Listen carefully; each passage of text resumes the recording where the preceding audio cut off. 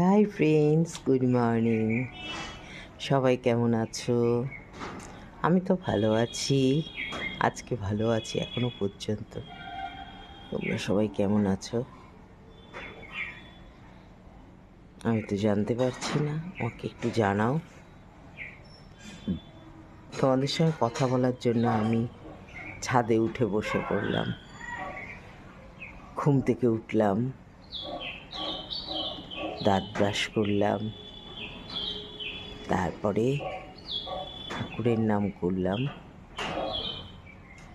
ছাদে এসে তোমাদের সাথে মর্নিং বলছি।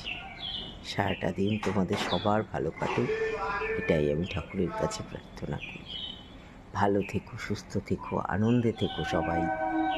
আর দিদিকে ভুল বুঝো না, দিদির সাথে পাশে থেকো।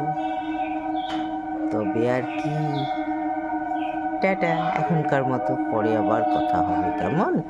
শুধু তোমাদের মর্নিংটা জানাতে আসলাম।